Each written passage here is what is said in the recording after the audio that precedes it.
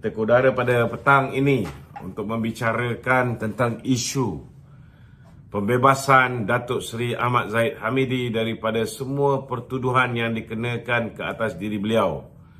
Kalau sebelum ini di Mahkamah Tinggi Shah Alam, beliau dibebaskan daripada 40 pertuduhan setelah hakim mendapati bahawa tidak ada prima facie, tuan-tuan.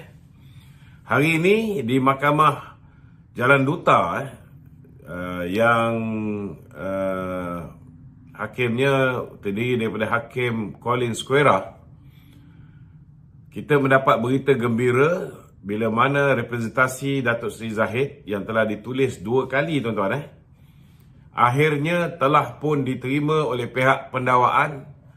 Setelah seminggu yang lepas, kita lihat satu memorandum dalaman telah pun bocor, iaitu memorandum perhubungan yang ditulis oleh Ahmad Akram Garib, iaitu DPP kanan, yang telah pun mengutus surat kepada Tan Sri Tommy Thomas memberitahu bahawa pandangan mereka 7 DPP dan juga 5 orang 7 DPP dan 5 orang IO berpandangan bahawa tidak ada sebarang asas bukti yang kukuh untuk mendakwa Datuk Seri Ahmad Zahid dalam kes yang beliau hadapi hari ini.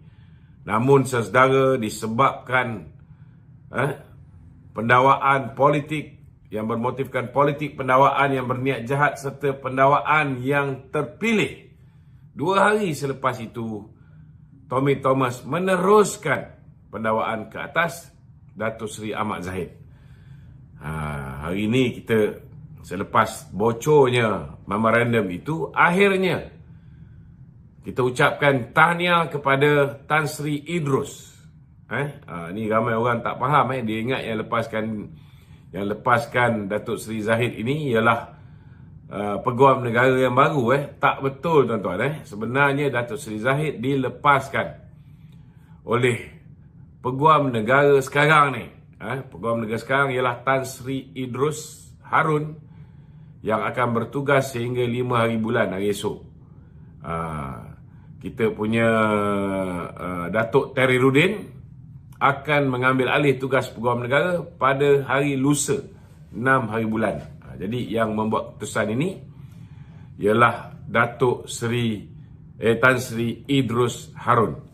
Amat sedih bagi saya kerana bukan hanya bocor memo dalaman mengesahkan bahawa tidak ada kes ke atas Datuk Seri Zahid, tetapi terdapat juga memo yang bocor yang mengesahkan bahawa semua pihak pendakwaan dan juga pihak IO yang menyiasat kes Datuk Seri Najib dan juga Tan Sri Irwan, mereka juga mengesahkan bahawa kes Aba Aipik yang melibatkan 2 individu ini juga tak sepatutnya didakwa, tetapi telah pun didakwa juga oleh Tan Sri Tommy Thomas.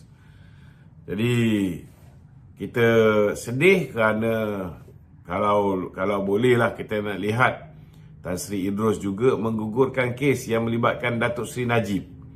Tetapi beliau mungkin hanya sempat untuk menggugurkan kes yang melibatkan Datuk Seri Ahmad Zahid Hamidi, dan mungkin selepas ini bila kita ada AG baru, kita harap peguam negara yang baru juga menggugurkan kes yang melibatkan Datuk Seri Najib Tun Razak.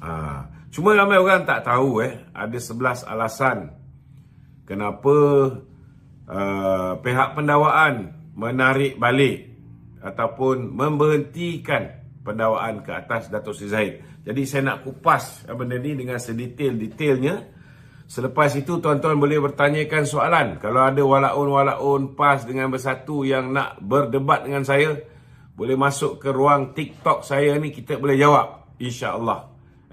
Panggillah Papa Gomok ke Atan Likas ke, Zam Yahya ke, Aidil ke, puak-puak Perikatan Nasional ni, insya-Allah kita akan jawab satu persatu. Okey, saya nak beritahu dengan tuan-tuan apa yang telah pun dinyatakan oleh Hakim Colin, warkah yang telah pun dinyatakan oleh Jabatan Peguam Negara kepada Hakim Colin, sehingga menyebabkan Hakim Colin melepaskan tetapi tidak membebaskan. Ini kena faham juga. Ini pun menjadi persoalan. Ada orang tanya, kenapa kes Datuk Seri Zahid ini dia dilepas tetapi tidak dibebaskan? Apa maksud dia? Apa beza dia? Dilepaskan dan tidak dibebaskan. Maksudnya, saudara, Datuk Seri Zahid dilepaskan untuk kes ini. Tetapi pada bila-bila masa beliau boleh didakwa semula di atas kes yang sama. Macam dulu Datuk Seri Aziz Rahim, dia pun dilepaskan tanpa dibebaskan. Kemudian dia bawa, dia fight di Mahkamah Rayuan, maka dia menang di Mahkamah Rayuan. Dia dapat DAA, discharge amounting to acquittal. Kalau macam yang Datuk Zahid dapat ni, discharge not amounting to acquittal, maknanya masih lagi boleh didakwa semula kalau ada bukti kukuh dan sebagainya. Ini kena faham. Okey. Jadi pertama sekali, saudara, apa yang dinyatakan kepada Hakim Colin oleh pihak pendakwaan, dengan penuh rendah diri dan hormat berdasarkan peruntukan perkara 145 Perlembagaan Persekutuan dan Seksyen 254 Kanun Prosedur Jenayah, dimaklumkan bahawa pihak pendakwaan ingin memberhentikan prosiding ke atas kesemua pertuduhan yang dibawa terhadap Datuk Seri Zahid, dan meminta supaya ianya dilepaskan dengan tidak dibebaskan. Okey.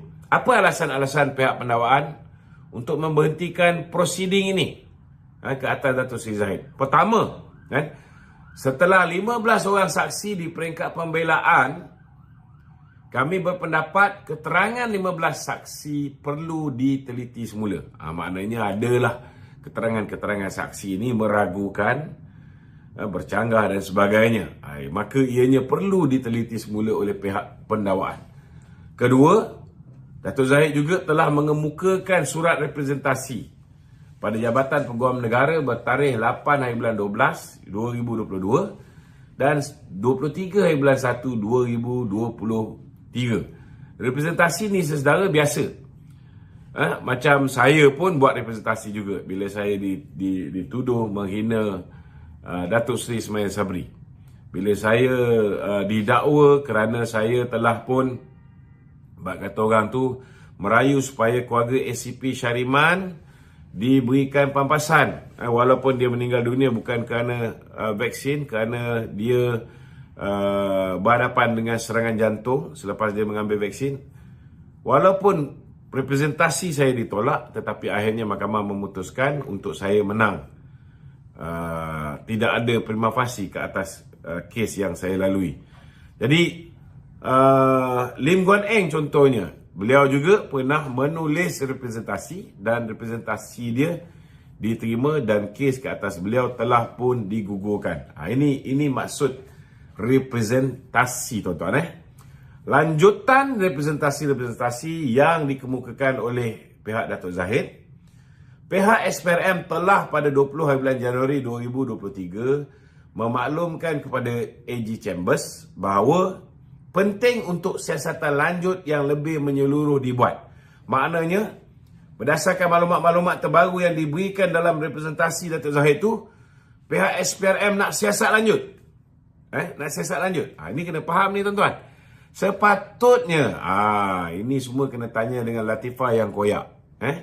Sepatutnya sebelum seseorang tertuduh didakwa di mahkamah, pihak SPRM dah siasat dengan sedetail-detailnya, ada bukti yang kukuh, yang kalau dihadapkan pergi ke Jabatan Peguam Negara merasakan bahawa ada bukti kukuh, complete evidence, boleh menang kes, baru didakwa ke mahkamah. Tapi kita pun tahu hari ini terbongkar bahawa Jabatan Peguam Negara sendiri, saudara, walaupun dah dinasihatkan oleh 7 orang DPP dan 5 orang IO, mengatakan tak ada kes, tak ada asas pun nak dakwa. diteruskan pendakwaan juga. Maknanya memang atas arahan Mahathir Mohamad Al-Puaka ni, tuan-tuan. Siapa yang cakap? Bukan saya cakap. Tetapi yang cakap ini ialah Peguam Negara yang menerima arahan. Dalam buku Justice in Wilderness yang ditulis oleh Tan Sri Tommy Thomas, bekas Peguam Negara, beliau mengatakan bahawa beliau mendapat arahan secara langsung daripada pihak eksekutif, daripada Mahathir lah, untuk melakukan pendakwaan terpilih ke atas individu-individu ahli-ahli politik tertentu seperti Datuk Zahid, Datuk Najib, Datuk Aziz Rahim. Sama juga, Datuk Aziz Rahim pun saudara, pihak pendakwaan, pihak IO mengatakan tak ada kes, tapi mereka teruskan juga. Itu sebab kita harap lepas ini, macam ada lagi kes-kes yang belum lagi ni, yang jelas bermotifkan politik, berniat jahat, pendakwaan terpilih, kita harap lepas ni semua dibuang. Contohnya macam kes Datuk Bung juga, masih lagi belum diketepikan lagi.